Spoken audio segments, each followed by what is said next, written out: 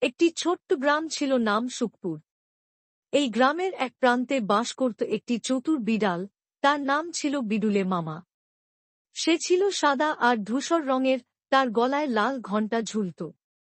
অন্যদিকে গ্রামেরই এক পুরনো খোড়ো বাড়িতে থাকত এক বুদ্ধিমান ইঁদুর, নাম চুনচুনে। ছোট হলেও সে খুব চতুর আর সাহসী। বিডুলে মামা গ্রামের প্রায় সব বাড়ির রান্নাঘরে ঘোরাঘুরি করত। কখনো দুধ চুরি করত, কখনো মাছ। আর তার পছন্দ ছিল ইঁদুর ধরা। দিনের পর দিন সে গ্রামের অনেক ইঁদুরকে ধরে খেয়ে ফেলেছিল। সব ইঁদুরেরা ভয়ে ভয়ে থাকত। তবে চুনচুনে ছিল অন্যরকম। সে শুধু নিজের জন্য নয়, সব ইঁদুরদের জন্য চিন্তা করত। সে বলত, আমরা যদি বুদ্ধি দিয়ে কাজ করি, তাহলে বিডুলে মামাকে ঠকানো অসম্ভব নয়।